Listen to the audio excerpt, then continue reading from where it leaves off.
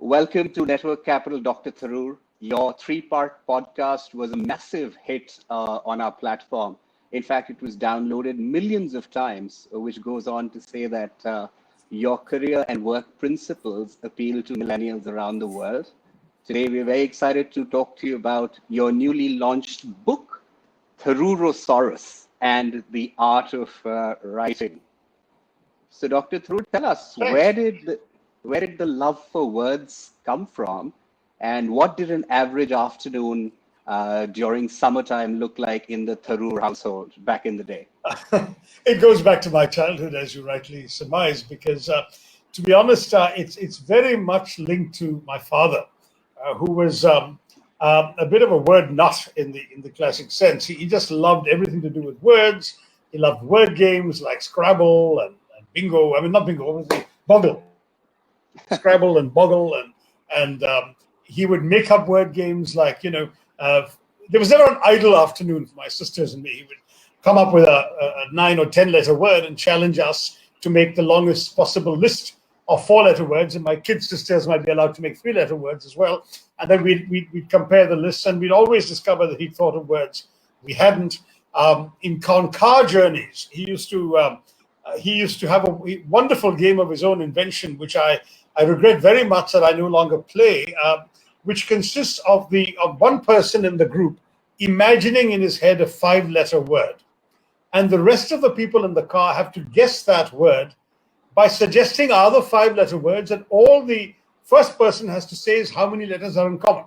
So let's say you imagine the word stick, and somebody says mitts. Well, only the S and the T are in common, so the person who thought of stick says 2. And then you have, by a process of elimination, got to figure out which those 2 are and then save them in your head. And within 20 tries, you have to guess the 5-letter word. It's a lot of fun. And we did that kind of thing. So anyway, and the point is with my dad, it was that he really instilled in me a fondness for words, word games. I'm not a linguist or a philologist. I have no pretensions to being an English teacher or anything like that. I've just been brought up to love words, love them all my life. My cherished childhood memories are around word games with my father. And along with that came the conviction that words are what shape ideas and reflect thought. And the more words you know, the more precisely and effectively you're able to express your thoughts and ideas. And so the whole business of how words can be put together, their origins, the letters in which they're made, the way in which words, all sorts of ways that they can offer you pleasure and delight. This has been a recurrent interest of mine since my childhood. And I must say that one habit that's gone on past my generation is my father's fondness for Scrabble. I now have a nephew who's as much of a Scrabble nut as my dad was. My son somehow got too busy to develop that habit, but he and my sister, he usually beats my sister and me for that matter at Scrabble. He lives in California. So we've got this, it's almost a genetic thing in the Tharoor household, since you asked. What's the longest word in the English dictionary? Well, I mean, there are long words. There's one word that goes on for 20 pages of the dictionary, but no one ever uses it. It's pointless. I don't actually value long words for their own sake.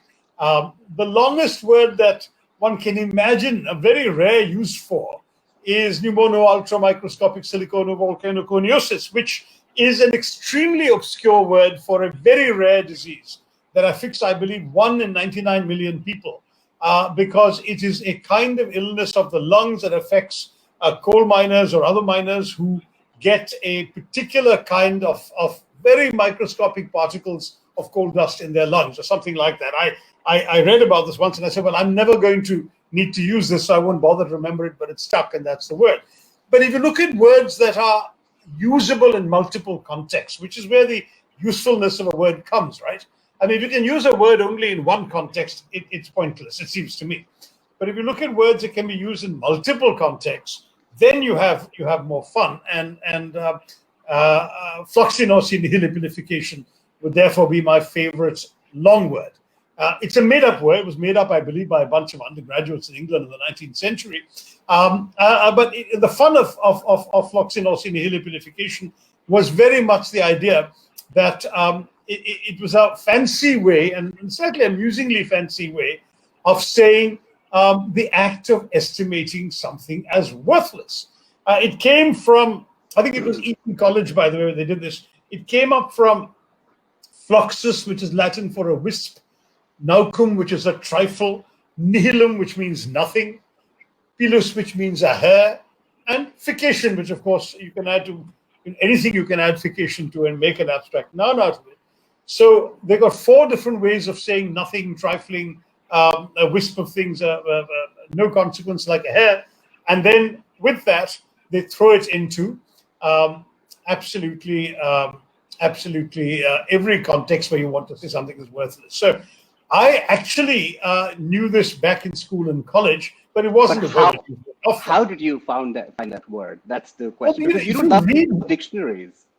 No, I don't love dictionary. I mean, I don't need to because I grew up in India without television, without computers, without mobile phones, without PlayStation or Nintendo. Essentially, I grew up and without any other distraction available to an asthmatic and often bedridden child than books. So I read widely and indiscriminately. Books were my escape, books were my education, and books were my entertainment. And because I did that, I read so widely and indiscriminately, and I must say I read above my level because I didn't have any older brothers or sisters. So once I finished the books available to me, suitable for my own age, it was only my parents' books I could find on the shelves. So I read and read and read. And when you come across an unfamiliar word in 2 or 3 places in context, you will figure out the meaning, not just the meaning, but even the nuance and the usage fairly quickly. So reading was the way I acquired these words, and reading about words. You know, my father, for example, used to subscribe to the Reader's Digest. It's quite amusing because he later joined them. But he did spend a lot of his hard-earned money buying the Reader's Digest, and they had lots of articles about words and so on, which were fun to see as well. And then, of course, there was the whole business of if you read widely enough, you'll come across things. I must have come across fascination nihilipilification in some article about long words. And the conventional thing in my childhood was that the longest word in the English language is supposed to be anti-disestablishmentarianism. Establishmentarianism was the British argument of an established church. The Anglican Church is the established church in England, just as the Lutheran Church is the established church in Denmark, and so on. So when you have an established church, disestablishmentarianism is the position of those who argue that the state should not have an established church, all religion should be equal. And anti-disestablishmentarians were those who opposed those who wanted to unestablish, as it were, the established church. So that was the word. But floxinosi nihilipilification is even longer by a few letters than anti-disestablishmentarianism. And that's why I thought it was a fun story to throw into my Tharoorosaurus book. How did you choose the words as somebody who knows quite a few words for his love of learning? Narrowing it down to, I believe, 53 words would have been unfair to some. So how did you go about that task? Well, I think the idea was supposed to be that, in fact, the very first time Penguin proposed it to me, they suggested 100 words. But it takes time to, write each of these. I was busy. I had lots of stuff going on. Parliament is a demanding thing and so on. And therefore, what I did was I said, why don't we do it on the principle of one word for a week? I actually had a short-lived word of the week column in a Delhi newspaper. And I thought, why not follow that principle, a word of the week, and we'll throw in one more for the leap year this year. And I imagine Tharoorosaurus as the kind of book that people would, leave in the bathroom and dip into every few minutes when they were contemplating the universe, as it were. And they would actually not ever read it from cover to cover. So if they wanted to read a word a week, it would keep them occupied for a while. That was the kind of argument that I came up with. And Penguin liked that idea because it also meant that I'd finish the manuscript sooner and they could publish sooner. Though ironically, their intention of publishing in May, I think it was, got completely knocked out by the coronavirus and the pandemic lockdowns and all that. And finally, the book came out only in the beginning of August. So we lost a few months. But by then, the book had been cast in stone, and so we stopped at 53. I mean, frankly, you're right. I could easily have done 100, 150, but it would have just taken me much longer to write. You've also included a lot of examples which are current, some from politics, some from the global pandemic is a word that you go on and explain in great detail. That means you edited it till the very last minute, it seems. What was the Yeah, process I of mean, writing it? well, I mean, the thing was that, the words were going to be, in any case, I think, so from a variety of sources. The idea was always that we would have some words which shall we say, the uh, the origin stories of those words, or the nuggets of history associated with the word, becomes interesting in its own right. In some cases, there would be words that we suddenly started using much more, like pandemic and quarantine, because of what was going on with COVID. So I tossed them in. And some words are not difficult or rare words at all, but I wanted to say something interesting about them. So, this whole business about the word yogi and how it's often conceived differently in America, or the word goon, which I have an argument with all the established lexicographers because I'm convinced it's a contraction of gunda and they disagree. So all of these things gave me, so these are words which are not particularly rare or difficult, whereas there are words like paraprosdokian or epistemophilia or whatever that are words which are complicated, abstract, and unknown in many cases, that I felt were worth describing. Then I even threw in a couple of words of Indian origin, because this book is meant for Indian readers, and the examples given are very often of Indian relevance. So I threw in satyagraha. Very few people know that it was a word invented by Mahatma Gandhi in South Africa as a result of a newspaper competition, calling for a better term to describe his activism than passive resistance, which is the unfortunate word that British journalists use for civil disobedience. And he said, if you believe in the truth, you can't be passive about it. I want a better term than passive resistance. We invited suggestions, and satyagraha emerged from that. So there's an example. Or namaste, again, in the context of the way in which it's become President Macron of France's favored greeting for other heads of state today, because they're not going to be shaking hands in the present climate. And the other gestures all seem much less civil than a good namaste. And I talk about that. So it's a very mixed up set of backgrounds and stories for all of this. But the idea, frankly, is that people should find different things to interest and please them. And I was very pleased when one of the reviews of the book, the one in the Hindu, pointed out that if you read this book, you get quite a cross section of my interests in life, because there are allusions to history, there are allusions to cricket, there are allusions to politics, there are just allusions to words for their own sake, and to literature and writing, all of which have been the principal preoccupations of my life. I'm flying to London tomorrow, and Oh, I'm carrying quite a few copies of your book, because I'm not sure if it's available there or not. I But think it's I only assure you, available abroad in Kindle. It's not physically I being see. published elsewhere. Well, I'm going to change that tomorrow, at least for the Network Capital London people. Great. But Thank you. yeah, but I assure you that this cross section of words that you've chosen, they're not just going to appeal to, say, an Indian audience or, say, a South Asian audience, but a lot of people would be really interested in learning about words like prepone. I mean, in fact, before I read your book, I thought prepone was a word that, it's not really a word. It's just something people say in India. But evidently, like Well, from no, you're right. I mean, I agree with you. I too thought it was something that I had invented, because whenever I used it, the purists frowned at me, and I had used it in an article way back in 1971 or 72 in then Junior Statesman, and I wasn't aware of anyone else using it. But then it became a very very commonplace expression during my time at Delhi University, and I sort of briefly thought maybe I'm the guy who first put it into print or first invented it. But then I was corrected by no less an eminence than an editor from the Oxford English Dictionary, who wrote to me with citations for the word prepone going back to other countries and other eras. An American newspaper letter writer in the very beginning of the 20th century, and also an Indian source from the 1950s. So I said, all right, I give up. I mean, you can't invent anything really easily in language unless you're Shakespeare. Because he invented a lot, but not so easy in today's day and age. Okay, so now you have to connect the dots between Oxymoron, P.G. Wodehouse, and Shakespeare. Well, an oxymoron, as people know, or oxymoron, as some would prefer to pronounce it, is essentially a contradiction, right? So, I mean, one of the jokes we had when I was working at the United Nations is that United Nations is an oxymoron because it's a phrase or figure of speech in which seemingly contradictory terms appear in conjunction with each other. Nations are almost by definition not united with others. And if you look at other jokey oxymorons, you basically are taking two terms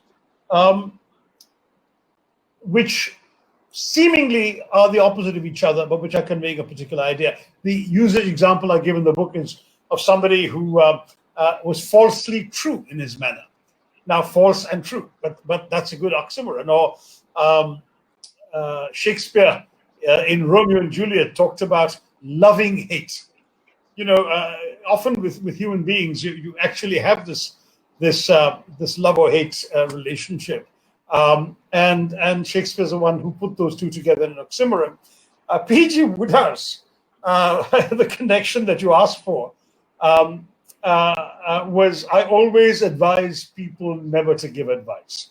And and then, I mean, the truth is that that Shakespeare is full of other oxymorons. For example, one of his most famous one is parting is such sweet sorrow. Now, sweetness and sorrow together, but it gives you such a poignant feeling. Let's say, imagine a mother sending off her 12-year-old to boarding school for the first time. Something I disapprove of, but it happens a lot in our country. And she's got tears in her eyes, he's got tears in his eyes. At the same time, he's excited about starting a new life, making new friends, and becoming more self-reliant and independent. Parting is such sweet sorrow, almost perfect. Shakespeare had this genius for coming up with these terms. And I think that really is something something that one can milk for humor. For example, anti-Americans often say that American diplomacy is an oxymoron. And people who sneer at people in uniform say military intelligence is an oxymoron, and so on and so forth. So, but there are the cleverest ones are more than just a two-word phrase. They're often an entire sentence or an idea. For example, there was, an American writer who said, "I find nothing more depressing than optimism." I thought a French person said it. Paul Fussell. Yes, I mean the thing is that, to be honest, I never checked his nationality. Maybe you did, but I think that was. No, I didn't. I was just guessing. French often take that line. Let's say things like that. Yeah. Well, Edna St. Vincent Millay famously said, "I love humanity, but I hate people," and I've often told my mother that she's she's the opposite. She loves people. She's constantly wanting to be in contact with people, but she hates humanity. So these are all oxymorons that are there. And you so often ordinary people in conversation are using oxymorons without even thinking about it. How many times have you been told to act naturally? Or this is an open secret. I mean, these are phrases that are so obvious, or in our country constantly in bureaucratic offices and government offices, clerks are often asking you for an original copy. How can an original be a copy? I want an original copy, right? Or an exact estimate. An exact estimate, exactly. Anyway, so all of these are real problems, but at the same time, it's a fun way of putting things together, and people do it all the time without thinking of it very consciously. I mean, young men talking about women and saying, "Oh, she's awfully beautiful." Awful and beautiful together is an oxymoron, but the meaning is not meant to be awful, right? So anyway. Or a girl saying he's terribly nice. How about you, Utkarsh? Dr. Tharoor, I've seen a picture of your mum reading the book with a smile on her face. And I think your book does bring a smile on people's faces. What did she say, and what have people told you about the book so far? What kind of feedback are you getting? Well, the feedback has been essentially so far positive.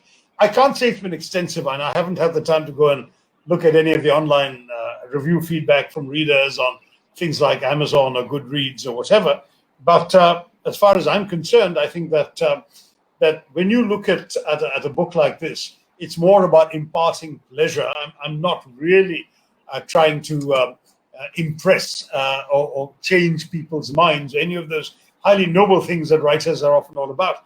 I have another book coming out in November, which is a very much more serious endeavor to influence people's thinking and make them think about things they take for granted. And that's a book on nationalism called The Battle of Belonging, which is about the theory, the concept, and the practice of nationalism worldwide, and then more specifically in India, especially at a time when nationalism, what's anti-national, and so on, have become such important issues in our national discourse.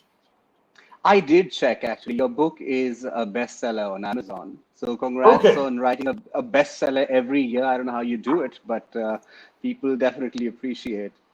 Dr. Tharoor, do you think that your being multilingual has made this book really rich? Because I see that you often talk about the origin of the roots, and these origins contain these stories. Has that been a factor? How did you find some of these stories? Extensive research? Yeah, as I acknowledged in the beginning of the book, I did have the help of a retired English professor who very sweetly, Shiba Tatil, did the research for me on things like word origins. Many of the stories, of course, are public knowledge, and some I knew, some came from her research, and some, frankly, are well known enough that I just needed to check some of the details. I mean, for example, I knew Voltaire's play Candide, in which Dr. Pangloss appears. So when I was writing about Panglossian, that's a story I could tell.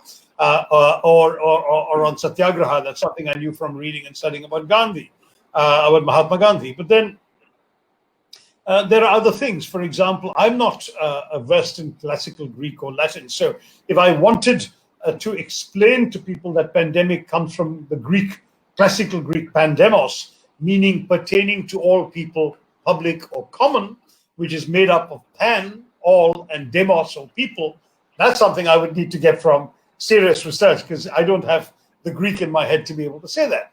Whereas I do, I think, have the capacity to say something authoritative about Namaste or Satyagraha, and I have enough French to explain the usage of the word claque, and so on. So it depends. The Welsh quitch or something I actually read about. I didn't know. I've never heard the word quitch used, but it's sort of this very special hug that combines all sorts of wonderful qualities.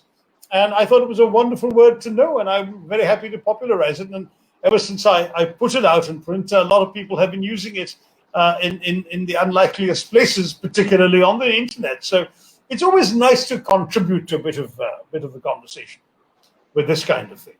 And you've actually done a great service to readers by including the pronunciation, because I didn't know the meaning of this word, but the pronunciation really made it accessible. It's not what it's not what one would have expected, right? It's different, I think. Because it's Welsh and there's no vowel. It's CWTCH, so you've got to figure out. When I first read it, I assumed it was quatch, and then I was corrected by a Welsh person and said, "Pooch." So there you are. So, Dr. Tharoor, it seems like you also invent words, pre-porn maybe, sort of, but quizzard seems to be something that comes from St. Stephen's. Yes, I did. I established, I'm proud to say, the first ever quiz club of any campus on India, or probably any educational institution in India, the Quiz Club of St. Stephen's College. I was president of it, and I must say I did well at quizzing myself. And I developed the habit of referring to people as quizzers. A quiz wizard was a quizzer. That was the idea. I don't know if that's going to get into any dictionary, but I'm proud to lay claim to it, except I can't show a published source for it because it was a word I used in conversation in college and speeches in college and maybe in announcements on the notice boards in college, but I don't think it was ever published anywhere at that time. Dr. Tharoor, you talk about you being free from envy in some part of the book. It's just something that struck me as a very important career principle, life principle, work principle in whatever. Is that like, I'm sure it's true, but is Is there that easy? Yeah. is that easy? How does one inculcate that? Or how did you make that happen? Well, I made it happen because I had very much the sense that I could do what was expected of me.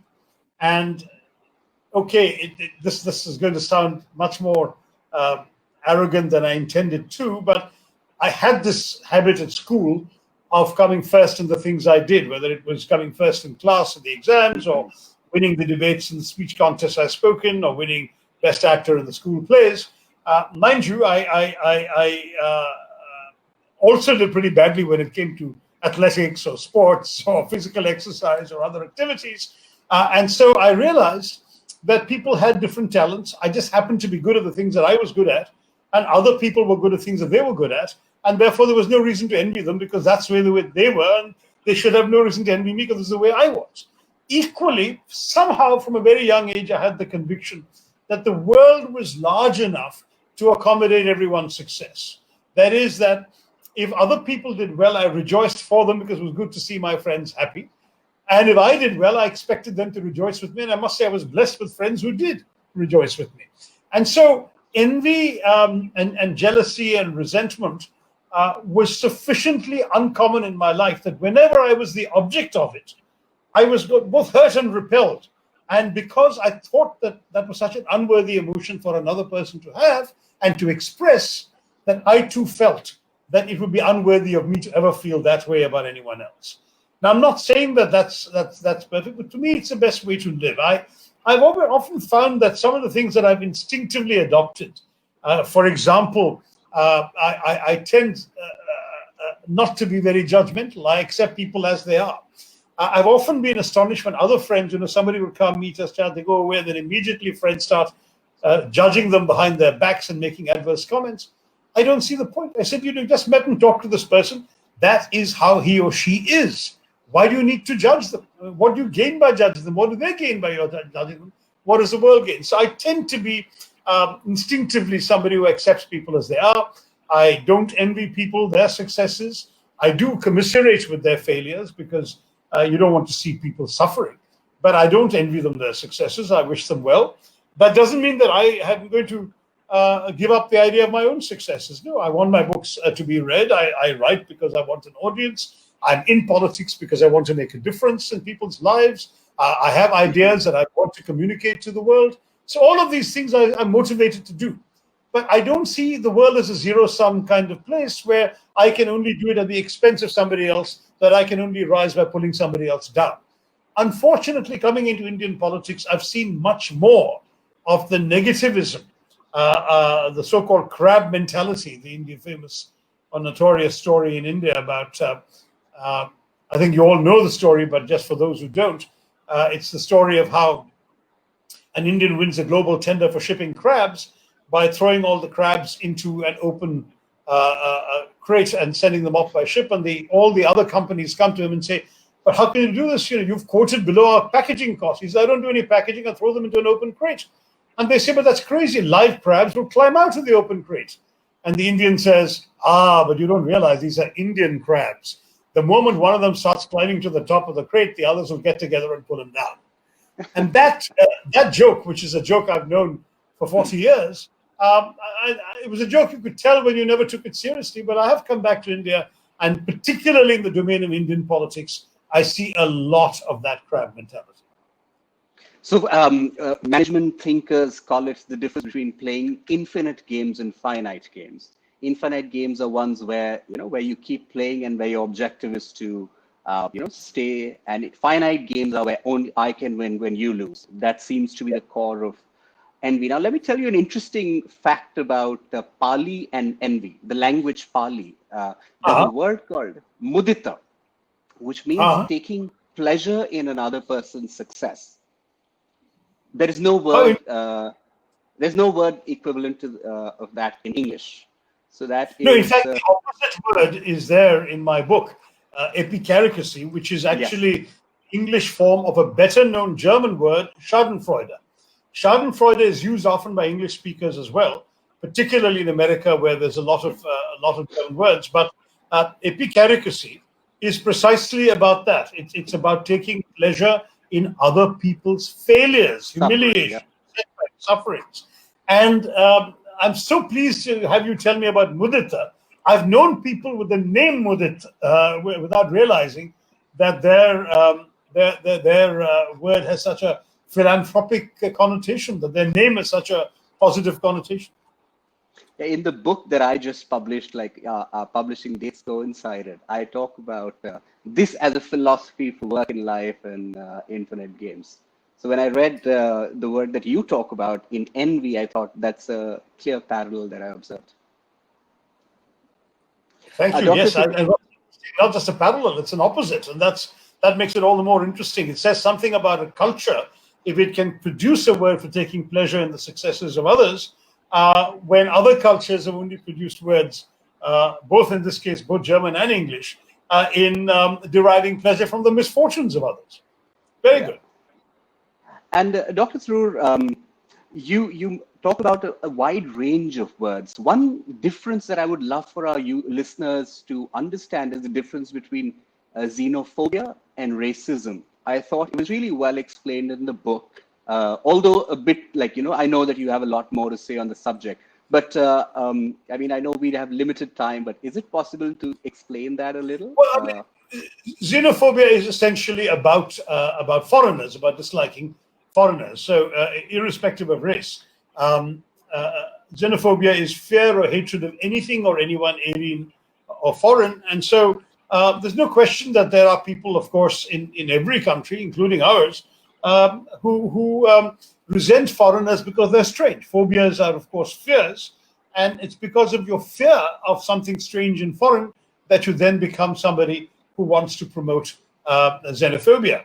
Now, what's interesting about that is that racism is a variant, but is not the identical thing. Because whereas, for example, America or Brazil are multiracial countries, and some would argue theoretically that we too are a multiracial country, a racist would hate somebody of a different race, even if that person were an American in America or a Brazilian in Brazil, whereas a xenophobe would hate somebody from a foreign country, even if he or she was of the same race. So the two are not identical. In other words, let's imagine a white American xenophobe would dislike, let's say, a white Bulgarian, whereas a white American racist would dislike a black American. So that's the kind of difference between the two, to put it very much in brief.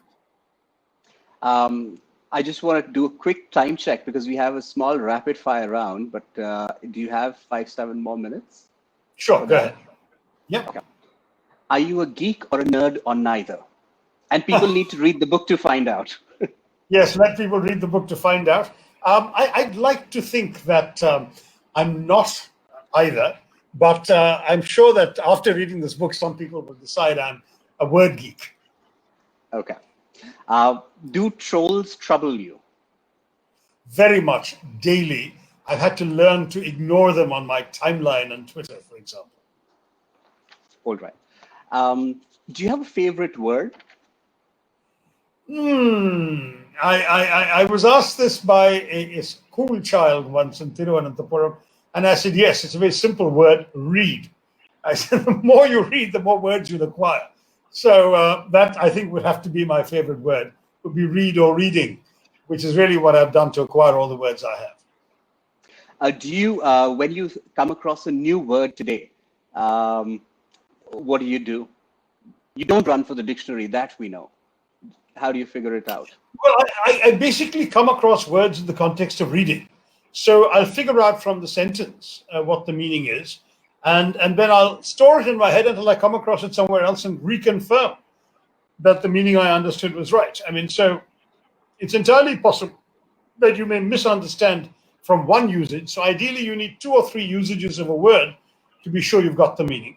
And then you use it. And if somebody doesn't tell you that you've got the word completely wrong, you just go ahead and it becomes part of your vocabulary. It's almost like acquiring, shall we say, a new habit. So, it's like growing a beard or something like that. First hairs appear and you you look at them and you figure out, okay, so this is what this is for, and then you let some more grow, and after a while you have a beard. And as long as people don't, your spouse or partner doesn't tell you go off and get rid of that fuzz, you have the beard, and similarly you acquire a word in that way. Do you think that Indians or English language is far more inclusive than Indian languages? Yes and no. See, English is inclusive in that it's an unashamed borrower. I mean, my joke going back to my work on colonialism, which said that the British took the word loot into their dictionaries as well as their habits. That's actually true, because it was a Hindi word. They took that and it became an English word. And most people who use the English language don't realize it's a Hindi word.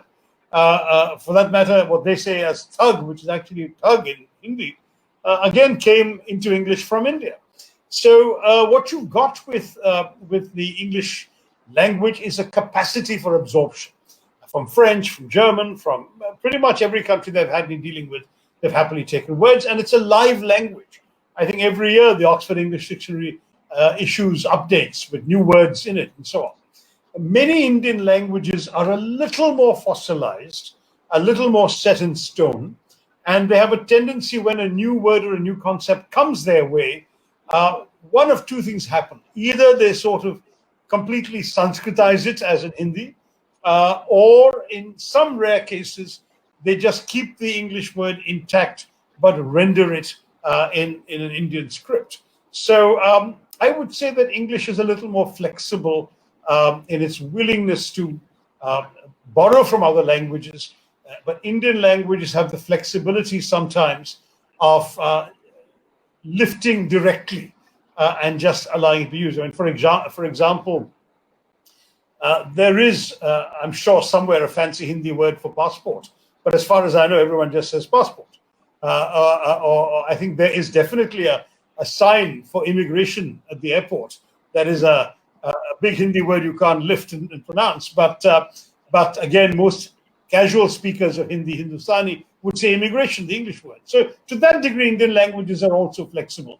But perhaps some would argue not flexible enough by comparison with English.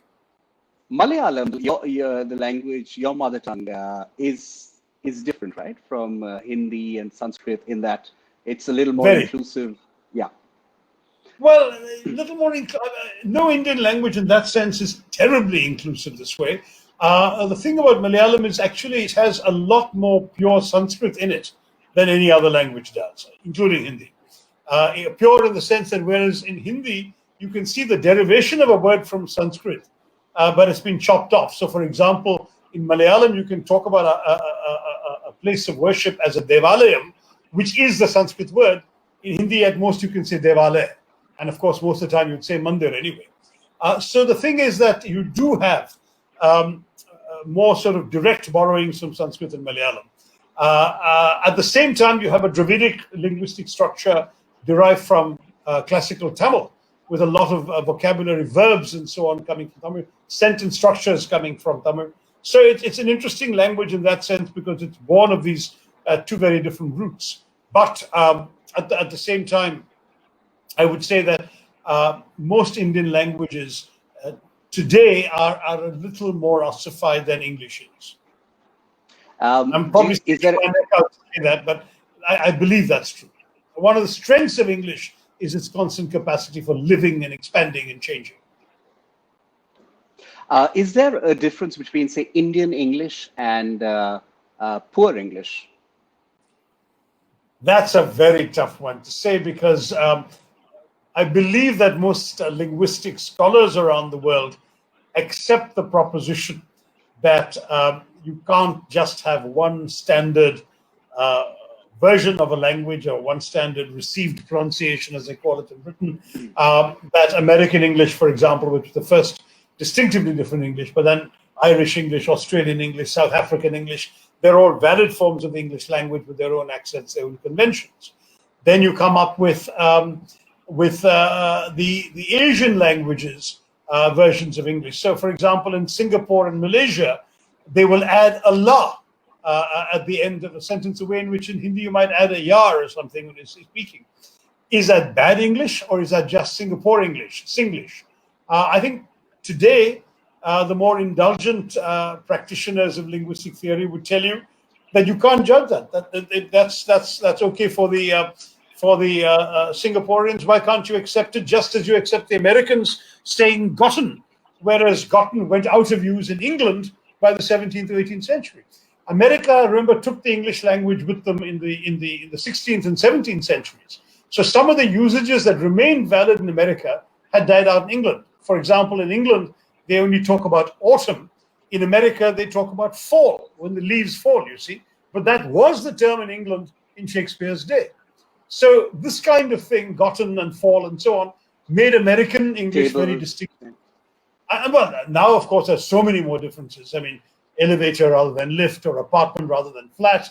And in India, you've got this very interesting phenomenon of both American and English coming into our usage. And it's very interesting to see that both elevator and apartment are much more common now than in my childhood, when British English was the only acceptable English. Now, elevator and apartment are more often used. I see Indians saying schedule all the time rather than schedule, which was the way the English was taught to us. The way that English was taught to us.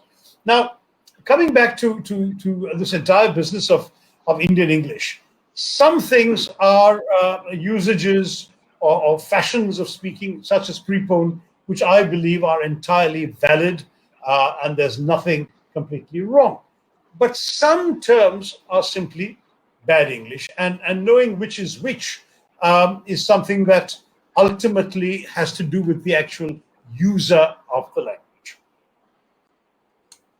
I think, Dr. Tharoor, you're a learn-it-all, and you even today, despite your intensely busy schedule, the one thing that jumped out at me from your podcast that we did a few months back and the book is that you find time even today to learn new words, learn new concepts. So the question that our listeners will ask is, do you sleep? And if not, what's the secret to this hyper productivity? Well, I don't sleep enough, and that's actually not a good thing. It's not something I'm proud of. I genuinely believe that it'll be much better for me and for all those around me if I did get 6 hours sleep, which I almost never seem to manage. I manage between 4 and 5, and people around me also often keep those hours when they need to work with me. So it can be a bit frustrating. But let me say that I've been blessed with an insatiable curiosity, and with that curiosity comes an appetite for learning. I always want to know more things, interesting things, different things, and that's how it comes up. Ultimately, I didn't finish my answer to your question on Indian English.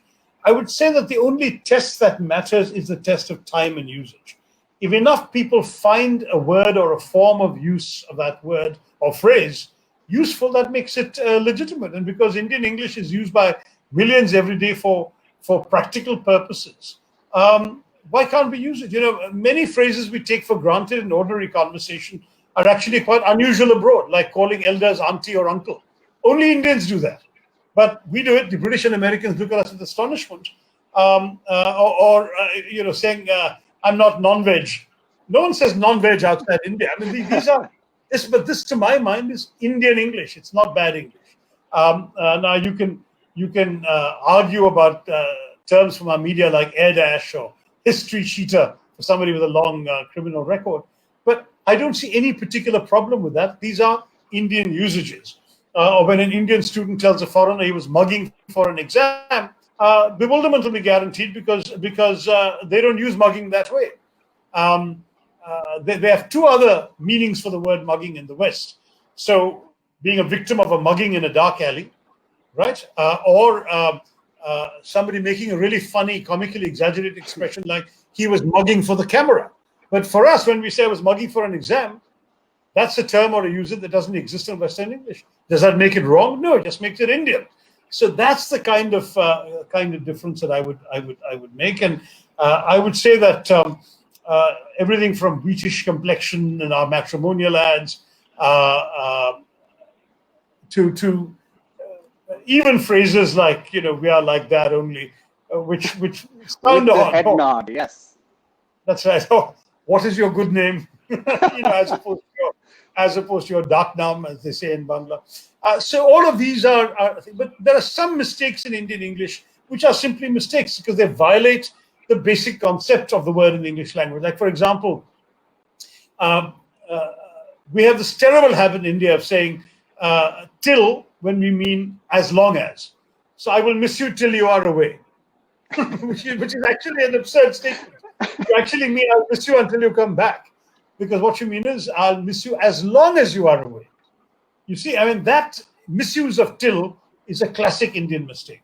And I think that kind of thing one can genuinely dismiss as bad English, whereas a use like, between the Americans and the Brits, there are so many amusing misunderstandings. One is the British sort of purist who said he had a heart attack on a plane when the pilot said we'll be airborne momentarily, because in English momentarily means for a moment. And he thought, oh my gosh, we're only going to be airborne for a moment, that means we're going to crash. Whereas in America, momentarily is used to mean in a moment. Now, you can't say that's bad English. For an Englishman, it's bad English, but it's actually American English, American usage. So that kind of thing also applies to Indian English. Well, Dr. Tharoor, thank you for sharing your curiosity, your stories. There's so much more that we can cover, but I want the readers and our listeners to actually read the book, learn about Farrago, learn about Indian English, the beauty and inclusivity of Indian English. And we look forward to having Dr. Tharoor back in his new book launch in November. But before that, Network Capital London waits for your book, hard copies, day after when I land. Thank you, Dr. Have a Tharoor. good safe flight, and don't forget your mask and your shield and all the other protections you will need for the journey. I will not, Dr. Tharoor, and thank you for again for sharing and doing so much during the COVID pandemic. We really appreciate that. Thank you, Utkarsh. Much appreciated. Always enjoyed talking to you. Take care. Bye.